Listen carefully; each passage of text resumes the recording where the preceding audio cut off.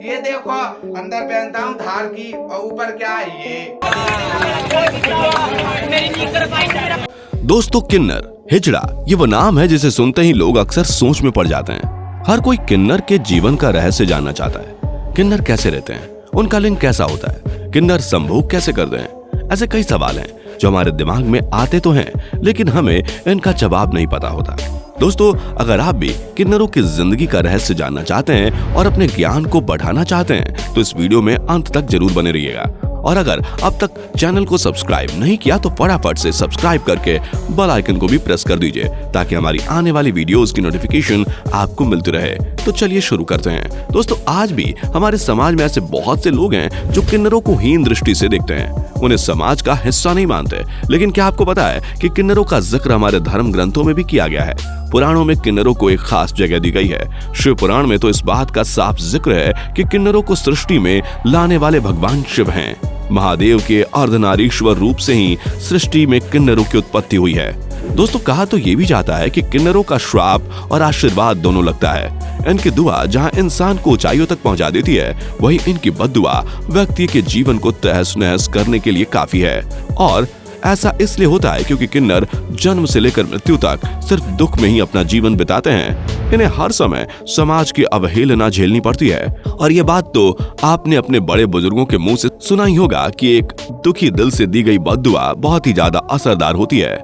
शास्त्रों में भी इस बात का उल्लेख है कि यदि कोई व्यक्ति किन्नर का अपमान करता है या उसके साथ दुर्व्यवहार करता है तो अगले जन्म में वह व्यक्ति किन्नर के रूप में जन्म लेता है। दोस्तों, किन्नर को लेकर सबसे पहला प्रश्न जो लोगों के दिमाग में आता है कि आखिर किन्नर का जन्म कैसे होता है, तो हम आपको बता दें, इसे लेकर कई तरह के मत हैं।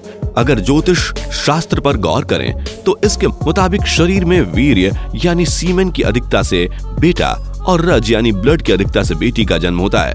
लेकिन वहीं जब सीमेन और ब्लड दोनों बराबर होते हैं तो किन्नर का जन्म होता है।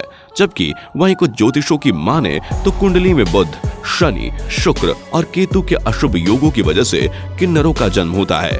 पर दोस्तों, मेडिकल साइंस इसके पीछे एक अलग तर्क देता है। साइंस के मुताबिक जब एक महिला गर्भवती होती है तब 3 महीने बाद उसके गर्भ में शिशु के अंगों का विकास होना शुरू हो जाता है। लेकिन इस दौरान अगर महिला किसी गंभीर बीमारी का शिकार है या फिर वह किसी तरह की कोई दवा का सेवन ज्यादा कर रही है तो इससे महिला के गर्भ में हार्मोन डिसबैलेंस हो जाता है, जिससे गर्भ में पल रहे शिशु का लिंग स्त्री और पुरुष दोनों तरह के लिंग का मिलावटी रूप बन जाता है। कई बार तो बच्चों के गुप्तांग पूरी तरीके से डेवलप भी नहीं हो पाता, जिससे किन्नर का जन्म होता है। यहाँ मतलब साफ है कि किन्नर की पहचान उनके गुप्तांग को देखकर की जाती है। वैसे दोस्तों, क्या आपको पता है कि किन्नर भी मेल और फीमेल होते हैं?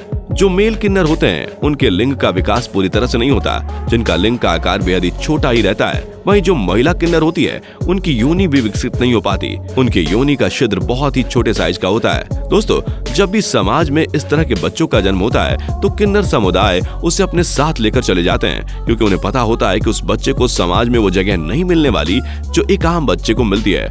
बच्चों को ले जाने के बाद किन्नर समुदाय उस बच्चे का पालन पोषण अपने नियमों के मुताबिक करते हैं और फिर उसे वह पूरी तरीके से अपने जैसा बना देते हैं। वैसे दोस्तों, क्या आपको पता है कि किन्नर शादी भी करते हैं? हालांकि ये बात अलग है कि इनकी शादी आम इंसान की शादियों से काफी अलग होती है, क्योंकि ये शादी के अगले ही दिन विधवा हो जाते हैं। जी हाँ दोस्तों, आपने बिल्कुल सही सुना।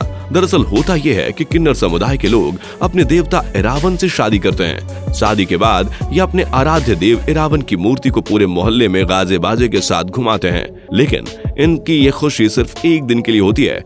मान्यता है कि शादी के दूसरे ही दिन इनके देवता इरावन की मृत्यु हो जाती है, इसलिए शादी के दूसरे दिन ये अपने देवता इरावन की मूर्ति को नष्ट कर अपना वैवाहिक जीवन समाप्त कर लेते हैं। इस दौरान ये अपना मंगलसूत्र तोड़ देते हैं और सफेद साड़ी पहनकर जोर जोर से छाती पीटते हैं। अब एक सवाल जो शायद आपके मन में आ रहा होगा कि क्या किन्नर जिंदगी भर सेक्स नहीं करते?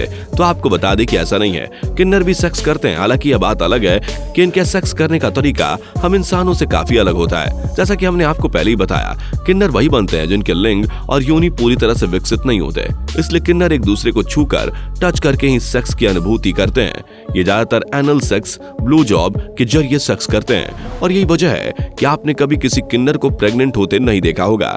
दोस्तों, किन्नर की मृत्यु भी अपने आप में एक रहस्य है। कहा जाता है कि किन्नर समुदाय अपने किसी किन्नर की मौत के बाद मातम नहीं मनाते, जहां आम इंसान अपने किसी खास की मौत के बाद दुख मनाते हैं, वहीं किन्नर समुदाय ऐसे मौकों पर खुशी मनाते हैं, क्योंकि इनका मानना है कि किन्नर का जीवन दुख से भरा होता है और मरने के बाद इन्हें उस दुख से मुक्ति मिल जाती है। किसी किन्नर की मौत हो जाने पर पूरे समुदाय के लोग उसके शव को जूते चप्पलों से पीटते हैं, क्योंकि इनका मानना है कि ऐसा करने से किन्नरों के पिछले जन्म के पाप जो बाकी रह गए हैं वह भी ऐसा करने से खत्म हो जाएंगे और अगले जन्म में वो किन्नर बनकर जन्म नहीं लेगा। किन्नर के शव को जूते चप्पलों से पीटने के बाद इनका पूरा समुदाय शव के पास खड़े होकर मरे हुए किन्नर के लिए अपने इरावन देवता से प्रार्थना करता है कि अगले जन्म में वो किन्नर बनकर पैदा ना हो। दोस्तों, जब किसी किन्नर की मौत होती है तो शव को आम लोगों से छिपा कर रखा जाता है, क्योंकि इनका मानना है कि यदि कोई सामान्य इंसान इनकी शव यात्रा को देख लेता है तो मरने वाले किन्नर का जन्म फिर से किन्नर के रूप में होगा। इसलिए किन्नरों का अंतिम संस्कार रात के अंधेरे में लोगों से छिपा कर किया जाता है। दोस्तों, किन्नरों की मौत के बाद इनका पूरा समुदाय 1 हफ्ते तक भूखा रहता है। जी हाँ, ये मरे हुए किन्नर के लिए कठोर तपस्या करते हैं ताकि अगले जन्म में वह फिर से किन्नर बनकर पैदा ना हो। दोस्तों, पूरा किन्नर समुदाय इस दौरान 1 हफ्ते तक सिर्फ पानी पीकर रहते हैं। दोस्तों, किन्नरों का पूरा जीवन दुख से भरा होता है। आपको जानकर हैरानी होगी कि किन्नरों के साथ भी कई जगह बलात्कार की घटनाएं सुनने को मिलती हैं। लेकिन दुख की बात तो यह है कि किन्नरों के साथ हुए बलात्कार को आज बलात्कार की श्रेणी में नहीं रखा जाता। दोस्तों, आप सोच सकते हैं कि किन्नरों के दुख दर्द को हम इंसानों ने कभी दुख दर्द समझा ही नहीं। हमने उन्हें कभी अपने समाज का हिस्सा नहीं माना। दोस्तों, कहने के लिए तो किन्नर हमारे समाज का तीसरा वर्ग है, लेकिन अभी तक उन्हें वो सामाजिक समानता नहीं मिली जो उन्हें मिलनी चाहिए। दोस्तों, आज पूरे भारत में 5 लाख से भी अधिक किन्नर हैं और सिर्फ भारत में ही नहीं बल्कि पूरे विश्व में इनकी संख्या लगातार बढ़ रही है। लेकिन फिर भी हम किन्नर वर्ग अपने समाज में भी जगह नहीं देते। दोस्तों, यही वजह है कि आज आपको अपने घर के अगल बगल, आपके बिल्डिंग में, आपकी कॉलोनी में किन्नर रहते हुए दिखाई नहीं देते। ऐसे में सवाल उठता है कि आखिर ये किन्नर रहते कहाँ हैं?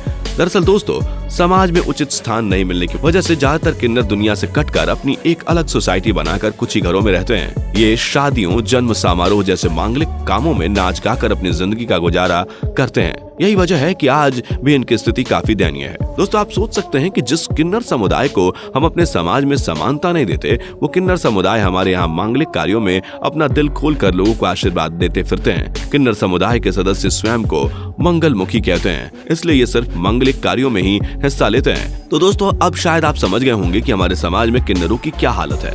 दोस्तों, एक किन्नर अपने जन्म से लेकर मरने तक सिर्फ एक ही दुआ अपने भगवान से मांगता है कि अगले जन्म में उसे फिर किन्नर का जन्म ना मिले। वैसे किन्नर को लेकर आपकी क्या राय है, हमें कमेंट में जरूर बताइए। उम्मीद है आपको आज की वीडियो पसंद आई होगी। अगर हाँ, वीडियो को लाइक करें और इस तरह के और भी अमेजिंग और इंटरेस्टिंग वीडियो देखने के लिए हमारे चैनल को जरूर सब्सक्राइब कर लें। Thanks for watching.